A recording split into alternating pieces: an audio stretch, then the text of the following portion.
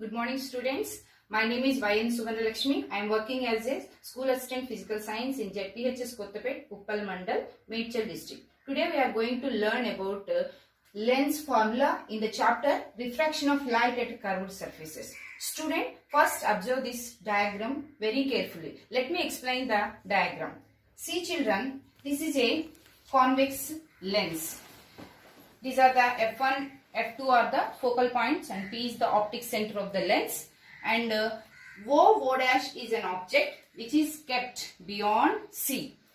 A line parallel from coming up the upwards at the top of the object, a line parallel to principal axis, it will fall on the lens. After refraction it passes through F1. This is the incident ray and this is the refracted ray.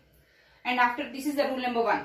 Then rule number 2, we have to consider the line which is passing through the optic center. There is no deviation when the line is, when the light ray is passing through optic center. So from a light ray passing from top of the object, passing from optic center P, and it goes straight. There is no deviation. So this is the incident ray and this is the refracted ray. These two both refracted rays will meet at I dash. So here I and I dash will be the image. So O dash is the object and I dash is the image distance. Already you know that the distance from the optic center to the object is known as object distance U, and the distance from optic center to the image is known as the image distance V. And the distance from optic center to the focal point is known as focal length. So children, from this diagram, let us find two similar triangles. Children, observe carefully. P dash, F1, P. This is one similar triangle. And same F dash, I1 and F1. This is second triangle. The first and second triangles are similar triangles. For your convenience, I am drawing here.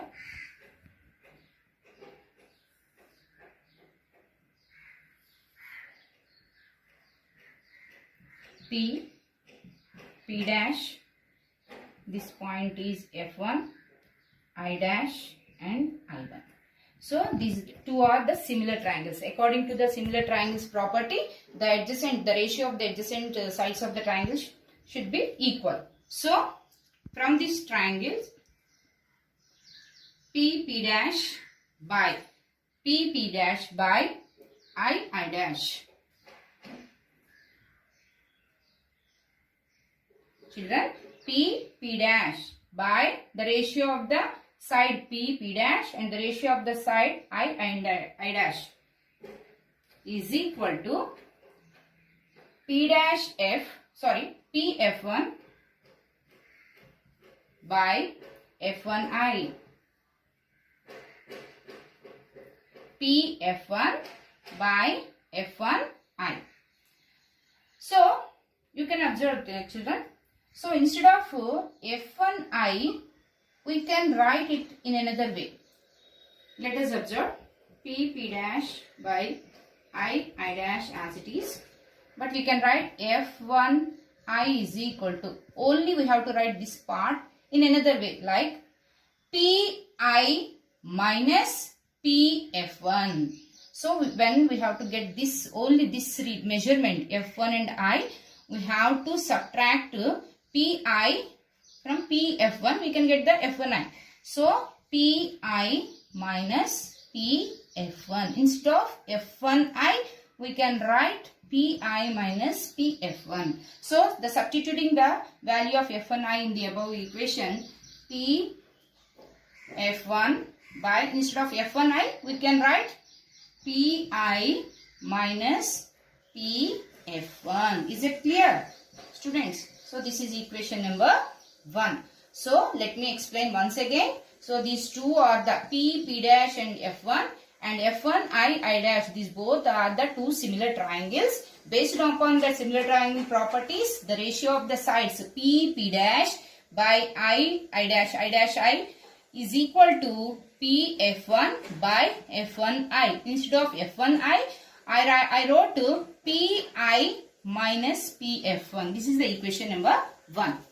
So consider there are two more similar triangles in this diagram, children. You consider this is O dash P and O.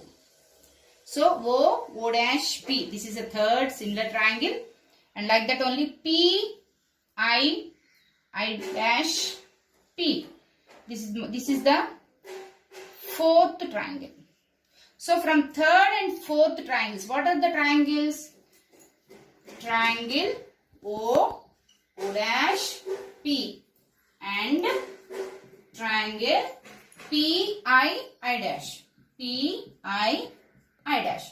These both triangles are also similar triangles. According to the properties of the similar triangles, we can write the ratio of the sides of the triangles O dash by I dash is equal to O dash by I dash is equal to OP by PI. OP by PA. Children, observe carefully. Instead of O dash, I can write P dash. Why? Because these two are the parallel lines, the principal axis, and this is the parallel line. So the length or the distance between the parallel lines will be same anywhere. So OI dash length measurement will definitely equal to the measurement of the P and P dash. So instead of O and O dash, I can write P and P dash. So from this equation, P dash, instead of O and O dash, I am writing P and P dash by I and I dash is equal to OP by PI. OP by PI. This is the second equation. Children, observe carefully. In the first equation, P dash by I dash is equal to PF1 by PI minus PF1. In the second equation, P dash by I dash is equal to OP by PI. We can equate the first and second equations. Observe carefully. The right side is P dash by I dash in the first equation, and the second equation also P dash by I dash. So we can equate the left hand, right hand terms from these both equations by equating 1 and 2. Whether from the equations from 1 and 2, PF1 by PI minus PF1 is equal to OP by PI.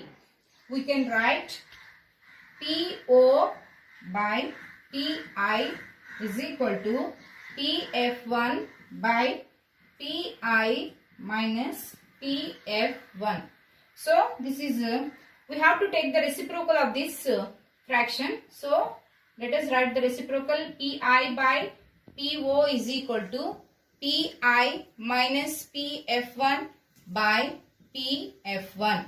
So by elaborating this equation, we can also write PI by PO is equal to PI by PF1 minus PF1 by PF1.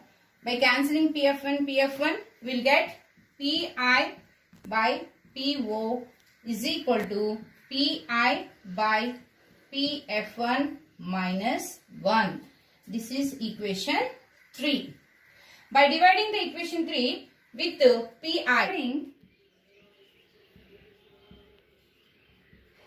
equation 3 by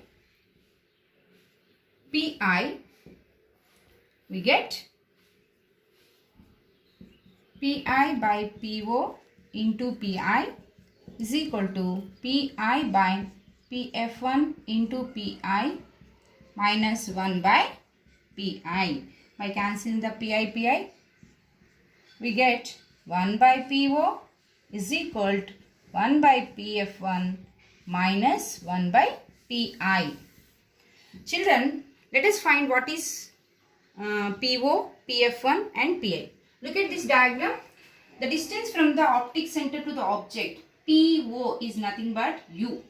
So PO is equal to U, and PF1, the distance from the optic center to the focus, is known as F. So PF1 is equal to F focal length, and PI, the distance from the optic center to the image, PI is nothing but the image distance VI.